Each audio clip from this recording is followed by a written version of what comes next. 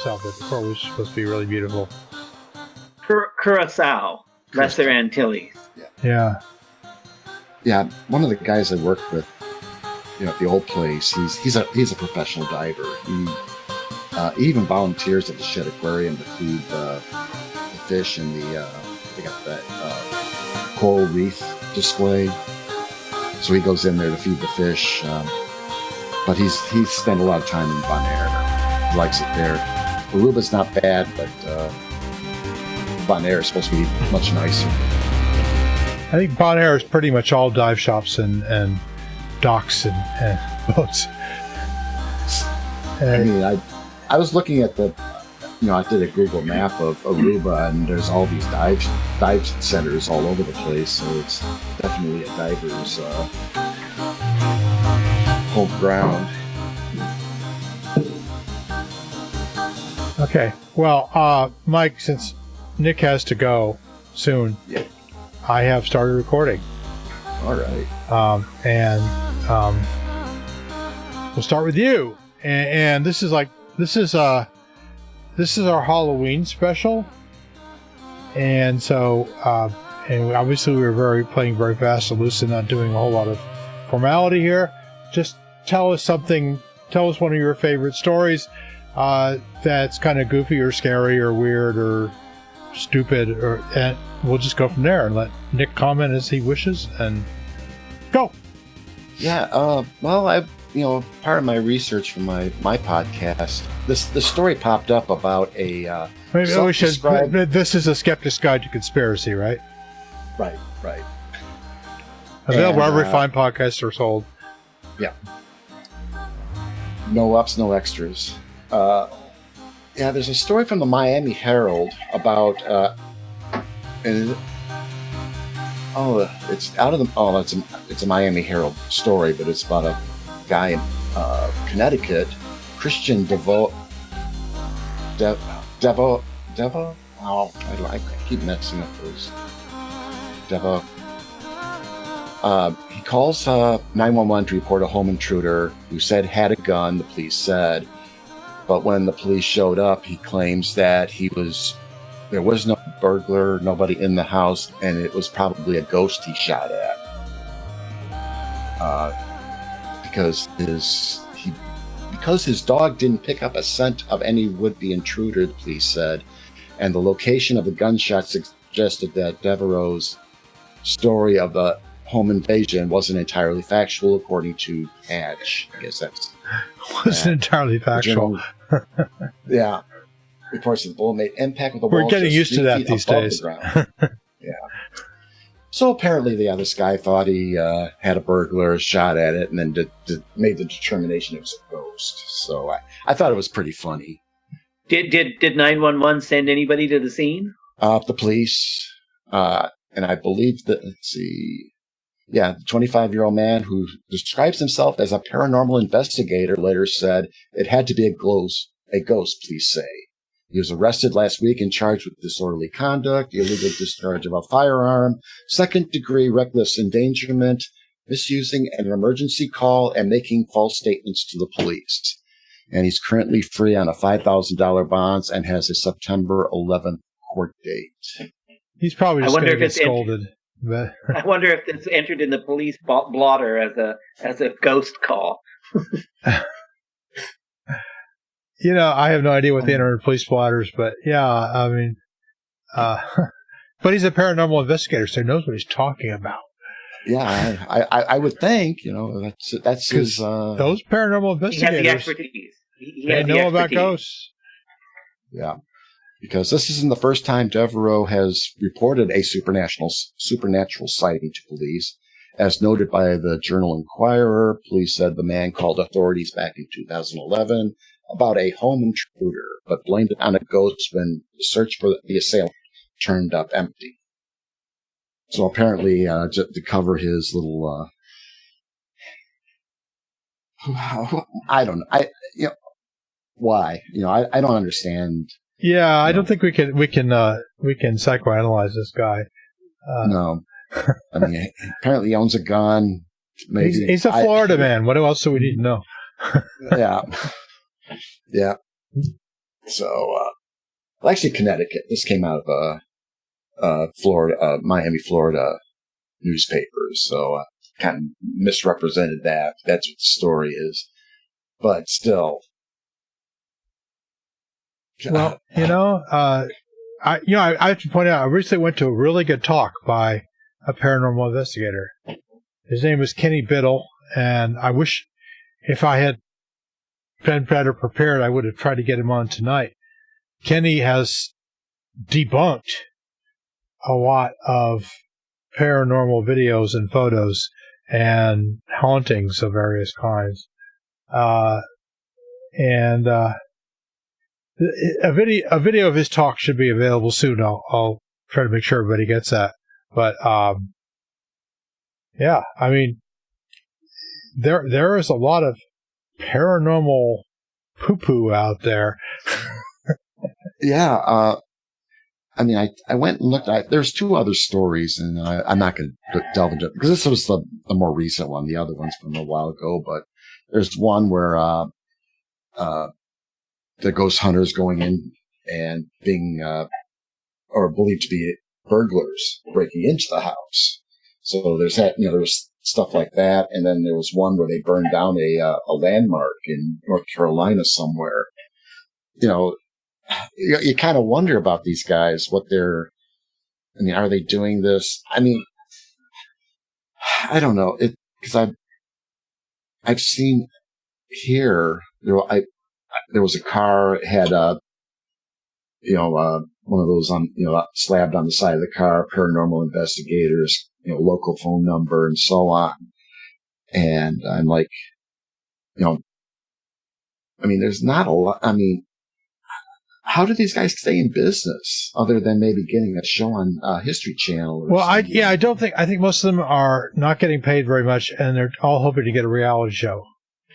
Probably, yeah. You either have to chase Bigfoot, and of course you won't find Bigfoot. How many years they've been I'm not saying that there is no show? Bigfoot. I'm just saying you won't find him, and or you have to be chasing ghosts. Yeah, and there have been a lot of these TV shows, and I presume that the cast gets paid something. I don't know what it is, but it's probably not much because of the expansion of cable television offerings. I mean, there's just a lot of junk reality programming that probably pays very little, and people are glad to get the publicity, so they accept. Somebody's getting paid, or I wouldn't be continuing. But I don't know. Maybe that's right. There's a big audience. Yeah, but it's been going on for years and years and years, and basically, people going around with these night vision cameras, which are make everybody look green, right? And they run around these haunted places and scare each other. What was that? Is their favorite phrase. Yeah, and then they run and they shake the camera to make it look like something's happening. The tech crew are probably laughing up their sleeve as they run around, trying to make it look as scary as they can. Yeah, and there's nothing there. It's just some noises, which could be anything. They have this technical equipment, which they have these EMF meters, which are used to find wires, and you probably know a lot more about these than I do, Mike. But they used to find wires on walls, things like that. And they run around and say, "Oh, there's an EMF reading. It just jumped." Well, Penn and Teller did that one about, and they were walking around with this meter, and they get close to a lamp, and then all of a sudden it goes off, and I'm like, was it that they doing it or the investigator? But it was like they get close, and I'm like, "You dummy! You're standing right next to a lamp. It's on. It's drawing current, so you're going to get a reading off this thing." I mean, I've got those non-intrusive probes that I can wave around an outlet to see if it's live and that without anything metal touching it. So, I mean, I could walk around my house. I even bought one of the meters that they were using. I just wanted to see what this thing is. And it's really, I mean, it's almost like like an amp probe, like something that would, there'd be I believe I looked inside, there's a coil. So if you pass that coil, it, not really amplifies, but it generates a current in the coil, which of course then reads out. I mean, I've seen these people walking around with these, for the smart meters. I mean, there was these guys, they got these, they're trying to read the EMF. They're even EMF meters. You can buy them. Fluke, all the majors make these things, but they put the biggest antenna they can find on this thing, mostly to make it look like some type of real thing. And then they set it right next to so you've got this, you're going to have it's basically you're getting a false signal, greatly amplified, or looks like it's greatly amplified when it really isn't. And, I've seen these, there's that, it's just, I mean, I looked up, I remember I used to get Popular Electronics back in the 70s. Oh yeah. Yeah. I used to get that too. Yeah. Great magazine. I subscribed to it. Yeah. And I remember there was a article about, and it was roughly about 6 months after Close Encounters of the Third Kind. And they had they had an article about detecting UFOs. And it's basically a bunch of magnetometers, different forms, different, whether it's, like a magnet that'll fluctuate. And there's all these, and I was thinking about trying to rebuild those things. And, I mean, really, a lot of it is, in your house, you've got, 120 or 240, at each outlet.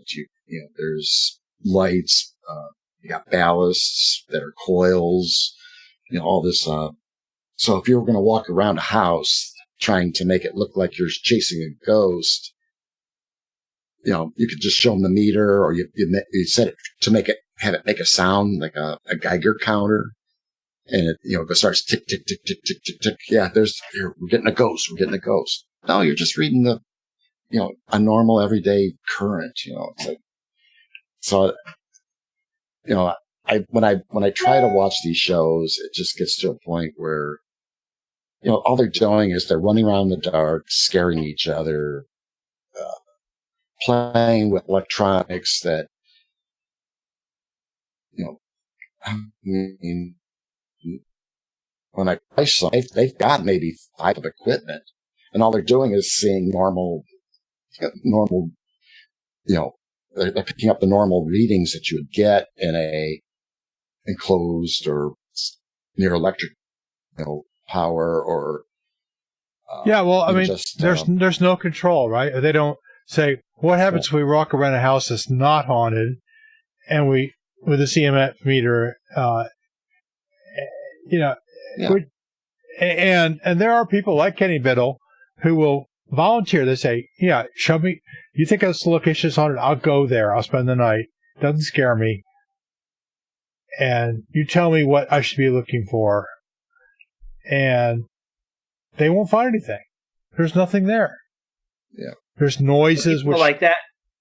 People like that don't give the public what they want, whereas the kind of people that Mike was talking about with the shaky camera and running around at dark and making oohs and ahs, they do give the people what they want. It's a vicarious thrill. Yeah. And but have you seen the commercials on this show? They are the low end. Yeah. You were just talking about the paranormal investigators that are honest, and they have to deliver a lot of bad news for people who are hopeful. They're kind of like in the situation of the SETI people, who they do all these studies, and they always have to report. They either have to choose between reporting no results and not writing a paper, or reporting negative results. And so it to be a kind of depressing cycle. But see, SETI at least tries to be honest and tries to be scientific. So they actually do publish negative results, because it's part of the scientific community, they get respect for that. But the community that is served by paranormal investigators is very different, and so they don't get respect for publishing a lot of negative results or talking about negative results. Well, respect is really not the objective, right? But it plays into the all too human reasons why people do things in the first place. Right. If you're not getting something back from a community, you're not going to keep contributing to it. My big problem is that nobody has ever defined, to my satisfaction, what a ghost is, in such a way that it should have some kind of physical manifestation, right? Some physical traits, something that you should be able to measure. If it's they say, well, it's the spirit of the departed. Okay, well, the spirit of the departed doesn't wear clothes. It doesn't have a shape. It's not visible. I mean, even if you take this seriously, why does it suddenly show up in photographs or trigger EMF meters? Are you saying that a ghost is something physical? If so, give me a theory of how a ghost works. Well, you get into the same ground as the mind-body problem. How do you show in a theological language, it would be the relation of the soul to the body. In philosophical language, it'd be the relation to the mind to the body. And you could say, well, what does the mind have to do with any matter? And this is a problem that's 2,500 years old, and nobody has a satisfactory answer to it. So you're certainly not, among ghost hunters, going to get a satisfactory answer to the physical, visible manifestation of a supernatural entity. Well, see, that's the problem. If you can't give me a hypothesis, that something that should appear above the noise, what can we do? What measurement can we take? You can get a hypothesis, but you can't get a testable hypothesis or a falsifiable hypothesis. Well, I'll settle for testable. Yeah, but like I was saying, this does not play in the all too human motives that engage people with communities. And community is not primarily defined by science. It's primarily defined by interest in thrills and chills and Halloween-y sort of stuff like that. Yeah, but that's what sells, oh gosh, I can't even, pickup trucks and light beer. Not even anything as high revenue as light beer. Something, I can't remember what the stuff they sell. It's like,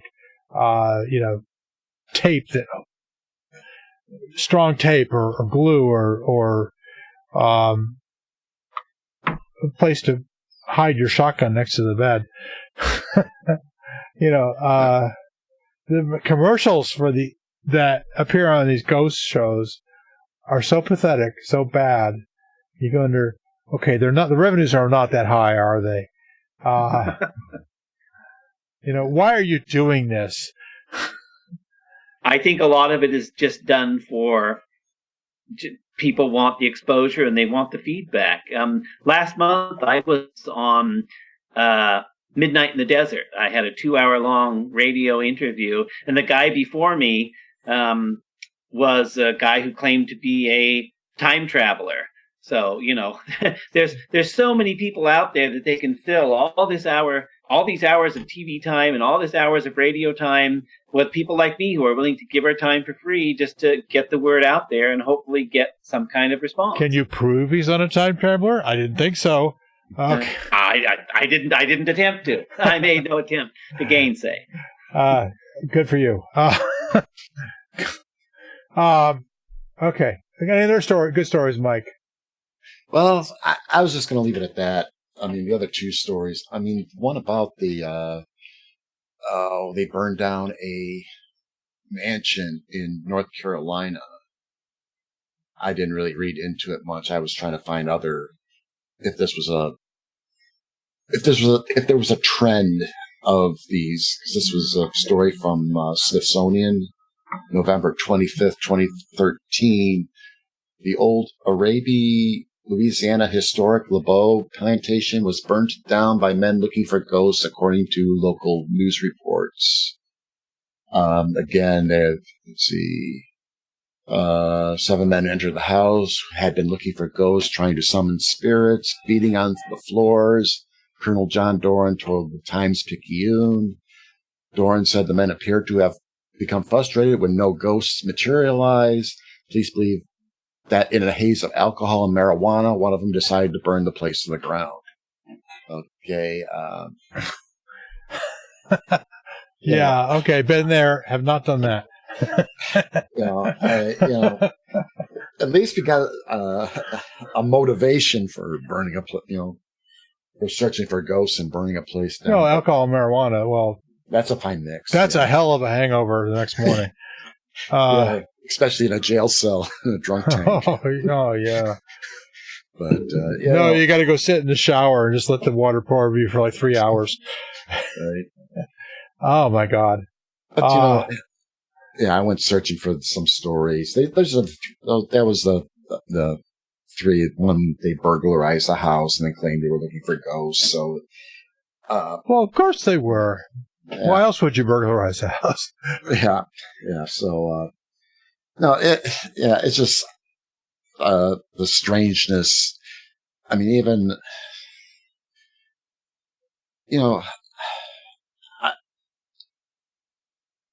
I have, the one fellow we had on that you had on about the UFOs, who had done UFO investigations. It was about a year ago or so. I'm trying to remember, it was on and his take was to actually do the proper research, do the, look at it. Oh, you mean, Jack Brewer? I think so. He's investigated, the whole UFO abduction game in more detail than most people. Yeah. And he's found a lot of really ugly stuff in that. Yeah. Was it that, or I thought there was one about pilots? Ted Rowe. Yeah, that one. Yeah, Ted. I'm not sure he's doing that so much anymore, but yeah, he was maybe is leading an organization. I haven't been in touch with him lately. That investigate pilot reports of UFOs, and yeah, they're pretty rigorous, which means they don't come out. That means they don't get a reality show, basically. Yeah.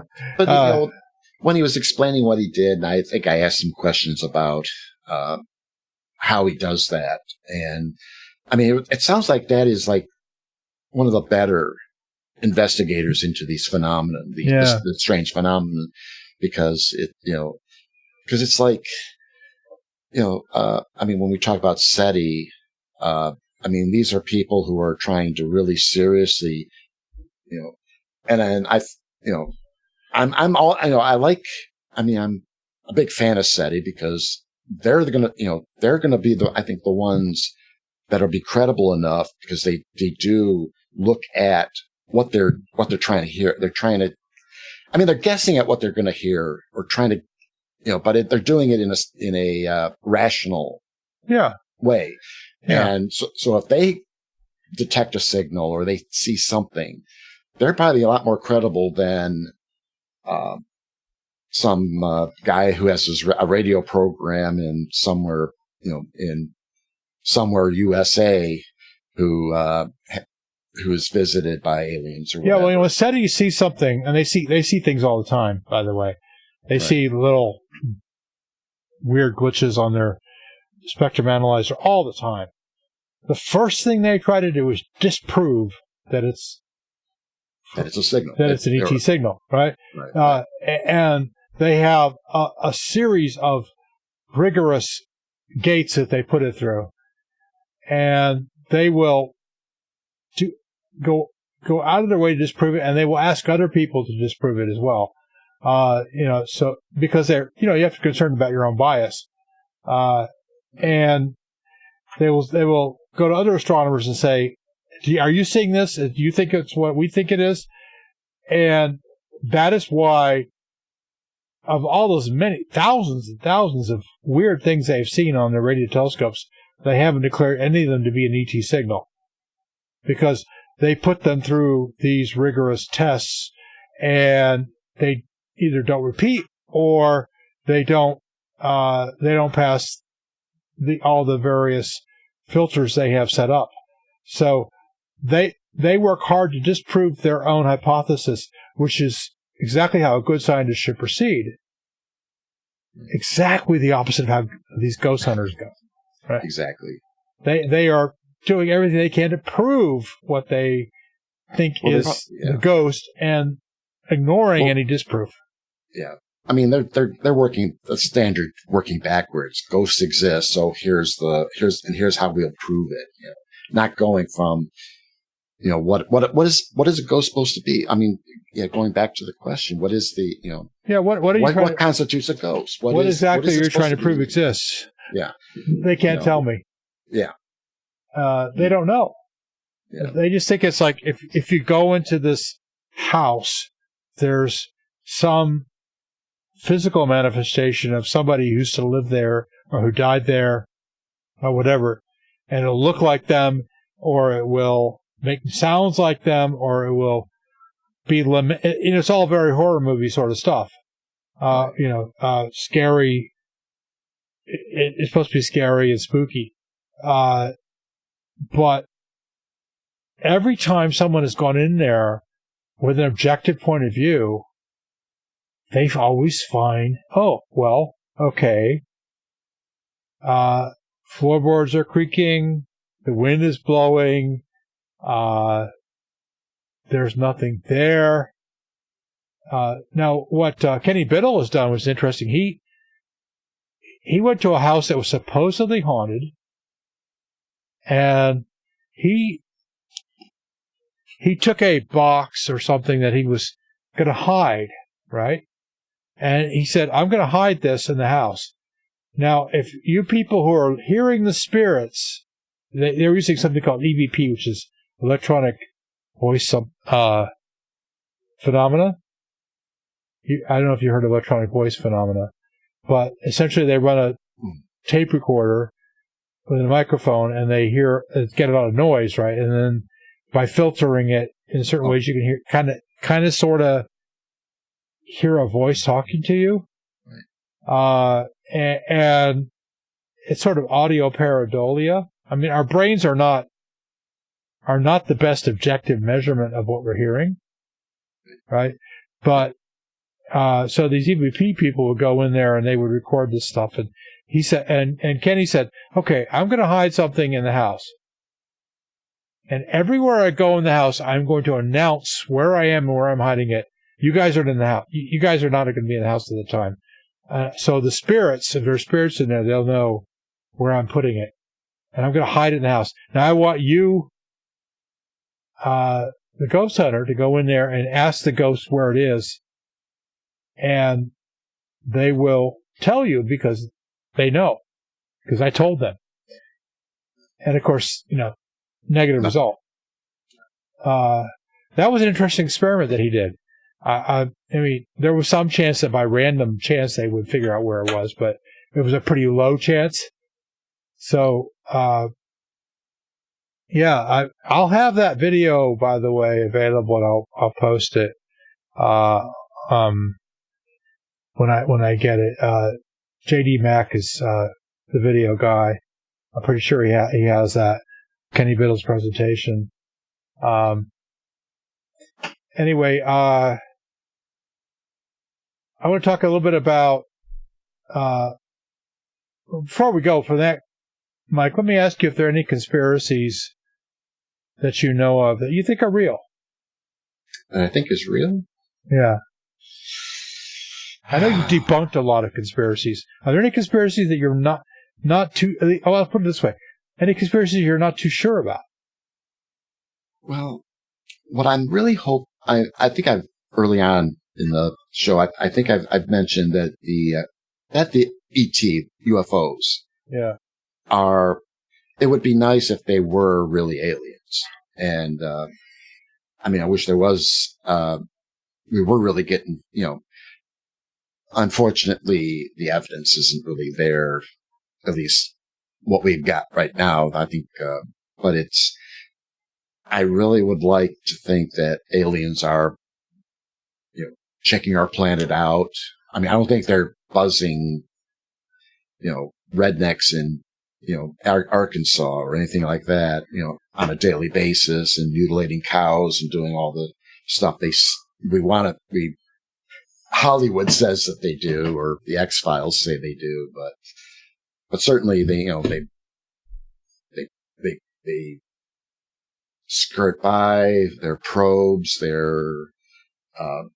I don't know if they're doing manned missions to finding life on other planets, with a technology to get them across there. But, as far as, they all, what we, from a, our Hollywood induced media reinforced view on UFOs and so on. I don't think that's purely fictional. Yeah, I mean, you're right. I mean,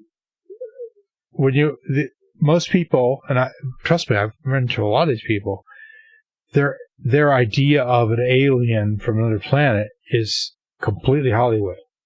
It comes from the X-Files. It comes from movies they've seen. It comes from stuff they've run into in the internet, nearly all of which is bogus.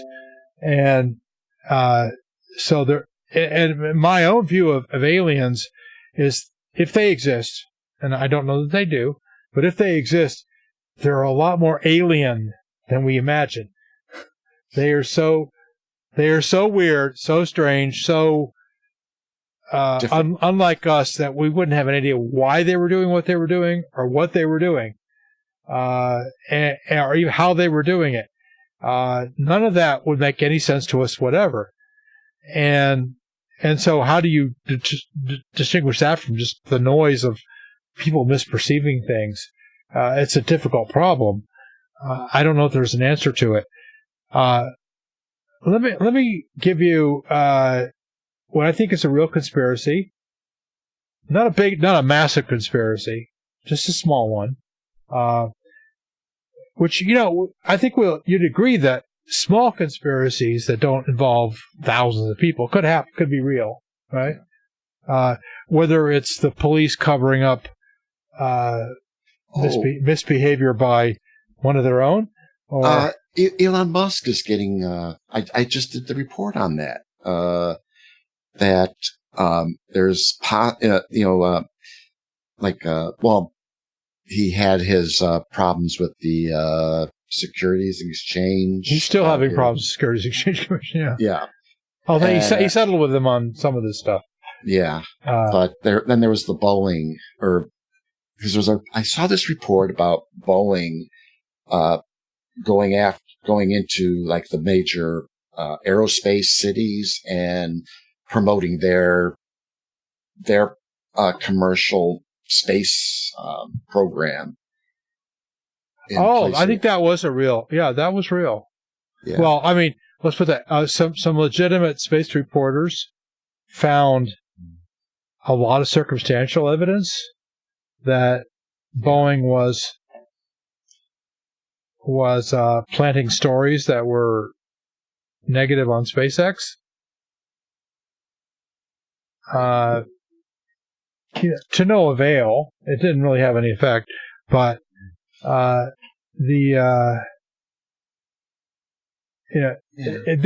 guys that came up with this were not conspiracy theorists. They were legitimate people who follow the space industry very closely, and those are people I would believe more than folks who constantly spouting conspiracy theories. Yeah, because it popped up as in my, when I do my conspiracy search, it popped up that the word conspiracy, but it's like, Boeing's it's a company just like any other, like SpaceX or what any of the other comparable, what's some of the other private space? Blue Origin, yeah, Virgin Galactic, yeah. So they're all they're all in business, and if they're whatever, because it always seems like the new technology, the new ideas. There's, of course, there will be those, because I think the story that I had, there was a guy who highly questioned SpaceX's, was it to fuel the rockets, like a fast fuel? What they have their fueling approach to having crewed missions, like CREWED, human missions, yeah. The load and go approach, which is not the way NASA's traditionally done it, but NASA has been over this. They have reviewed it, and they have determined that it's equally as safe as other approaches. I mean, the thing is, sooner or later, you're going to have human beings sitting in this tiny capsule on top of a huge chemical bomb. There's no way around that. The only question is what's the least risky, not what's a perfectly safe approach. And we saw in the Challenger disaster that the bomb sometimes doesn't blow up the way you expect. Right. The one piece of rubber between two sections. Yeah, the O-rings. The O-rings were too cold and they didn't expand fast enough. That kind of thing. Hopefully the lessons are learned, but maybe not. But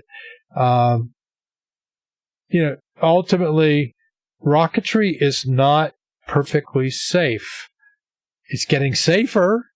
I mean, the recently Soyuz had a failure, but the people in the Soyuz capsule came down safely. They were not hurt. Right. So that actually to me makes me think, well, Soyuz is really robust, right? It can fail and still everybody comes back alive. You've wasted hundreds of millions of dollars, but you haven't killed anybody. Well, the pinhole in the ISS. That was a weird one. Yeah, I'm surprised that got through a quality check. If someone drills through, it was probably pretty well concealed. Yeah. Said something about epoxy and trying to, whatever, putty and epoxy or something, whatever.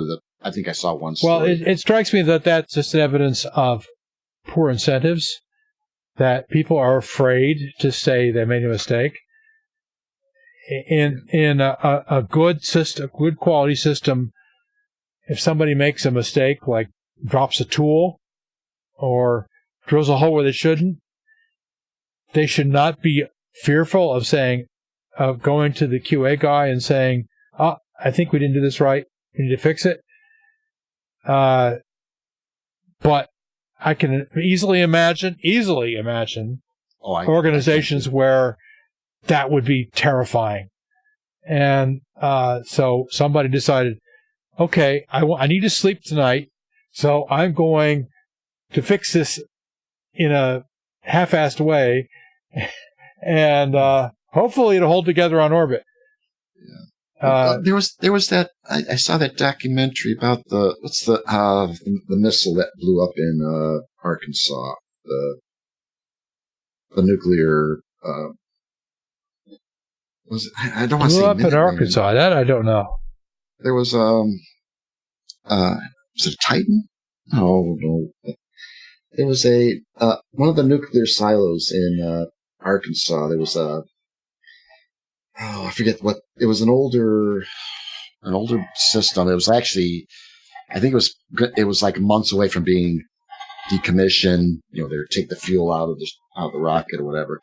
But a crew went in to do normal maintenance, and they had to use a socket to whatever.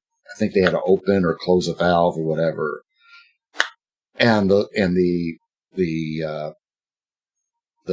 handle on the for the socket, the socket fell, and it fell like 10 or about 100 feet down, was bouncing and hit the side of the missile.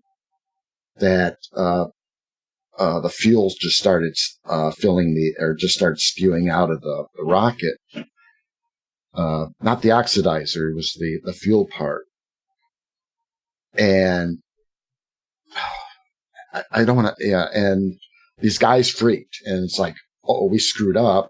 And they were afraid to tell the control center that's what's happening, and that this compartment is filling up with, I forget, peroxide, the peroxide. Well, they were, the main board started, alarming that the tank was losing pressure, and they got to keep the pressure in that tank or the whole missile will collapse on itself. Like, that the fuel itself makes the rocket solid. So if that fuel leaks out, there's a potential for everything to start collapsing on itself. It would rupture the oxidizer. Now you got oxidizer and fuel, and then inside a enclosed silo. But basically, you annihilate everything inside the silo. Pretty much, and that's what happened. They were trying to send crews in to close valves, try to get things under control. So there was but everything was sealed up. They had to go in. They had went out through an escape tunnel. Two guys were getting ready to go in. Oh, two guys went in. They couldn't get through the blast doors. Then they decided to go in, back in through the escape. But the one guy said stay up top. The other guy went in. He only got so far, and then he came back out. And then all of a sudden, it was like, boom. The concrete lid came off. Apparently the warhead stayed in one piece and flew a couple miles away from the silo. A nuclear warhead. The nuclear warhead. Oh my gosh! Apparently, there was a whole series of these little accidents that were being hush-hushed by, or kept on hush-hushed by the Air Force, the SAC. There was a documentary on Frontline on it, Command and Control, I think it's called. I wanted to say I keep wanting to say Minuteman, but I don't think maybe it's an early Minuteman, not the Minuteman 3. But, cause actually, yeah, they were getting ready to decommission those and going to the next generation missile. But when I was watching this, and, again, it was like, oh, it's kind of like, anything aerospace, the SR-71, you got to get it up to speed so it stops leaking fuel type of thing, get the temperature up on the craft to not have it, leak fuel. And, so there was kind of some neat stuff there, but yeah, once it collapsed. It's all, and well, really getting back to these guys, when that wrench fell, the socket fell and punched a hole in the side, they didn't know what they didn't want to tell anybody. They were like, oh, we screwed up, because they had gotten a new procedure. They were supposed to use a different wrench to turn this valve or whatever on the side. And it's like, oh, now they're in trouble. They're going to get yelled at by their sergeants or their commanders or whatever, their supervisors. These were Air Force personnel. So they're going to get yelled at and get reprimanded and whatever whatever chain that happens. So they weren't ready they delayed telling the board that's what's happened, because the board's trying to figure out why we're losing pressure. Do we, is there a loose hose? Is there a valve leaking out of the bottom? And, do they try to, because they have to keep the pressure on that one tank or both tanks, keeping the pressure so that the missile doesn't collapse on itself. And, so there was all this stuff. And then, if they would have told them right away, they could have gotten there's a special crew that deals with, missile mishaps, that they can get there within half hour. They can get into the silo. They have all the safety equipment, the breather, the air, bringing air in, and all that kind of stuff to get in there to do whatever, to plug the hole and save the missile. But that delay caused a major explosion, I forget if it killed 3 or 4 people on site. Fortunately, the stuff that fell down didn't hit any humans or anything, houses, because it was out in the middle of, it's a rural part of Arkansas. Yeah. But the big concern was there's that nuclear nuclear warhead sitting on top. Yeah, I don't think it could be armed, but at that point. But, geez, right. That it's out there in the woods somewhere and nobody knows where. That's terrifying. Yeah. So, it was pretty neat. But again, that one mess up, not so much the mess up, but not only, getting that information to the right people, get it to them, it could have been the difference between the thing exploding or not. That's the sort of thing where you got to train people that if there's a problem like that, don't worry about getting yelled at. You're going to get yelled at a lot harder if you don't tell us what's going on. Yeah. That's one thing that it's always stressed at the refineries that I'm in. Report everything. You see something out of order, you see something, something that's not right, someone not working safely, whatever. You have perfect right to stop the job and ask them about, are you doing this safely? When you're climbing vessels and you're working on a pipe. Yeah, but I don't know how much you know about the Challenger disaster, but that right to stop, was denied. The engineers just said, I don't think we should launch in this temperature. We don't really know what we're doing. They were told, shut up. And as a result, 7 American astronauts were killed. It wasn't like nobody raised the alarm. That's one of the things.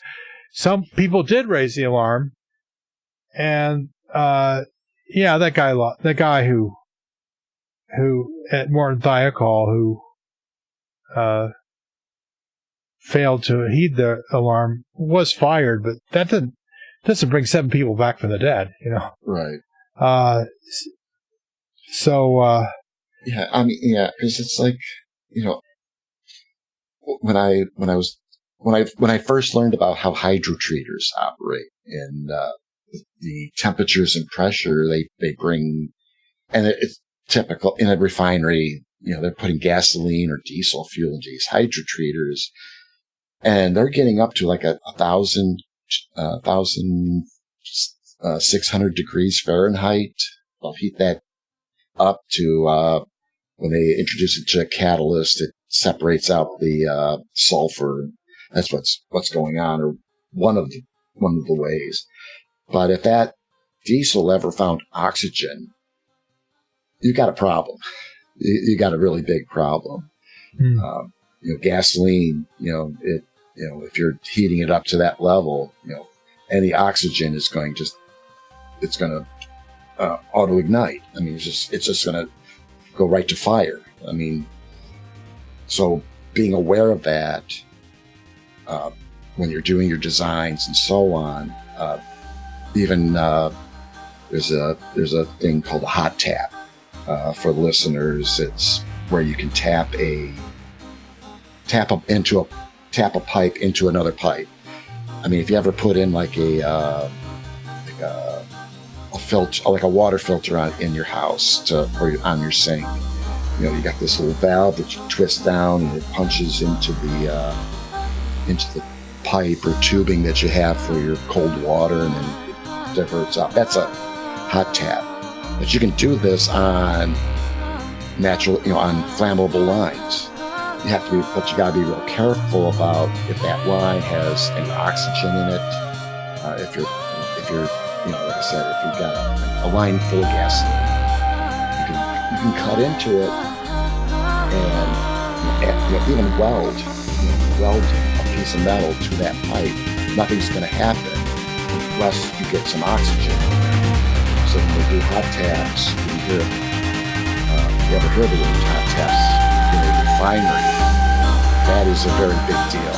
You got engineered.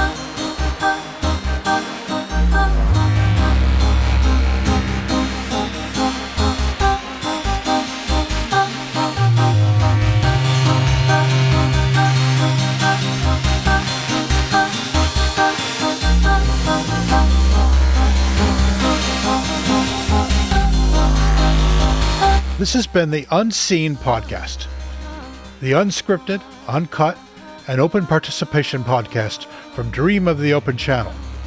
For more information, including show notes for this episode, please visit unseenpodcast.com. You can also follow us on Twitter at Podcast Unseen. The Unseen Podcast is produced by Paul Carr and is released under the Creative Commons Attribution Share-alike license. Music is by DJ Spooky.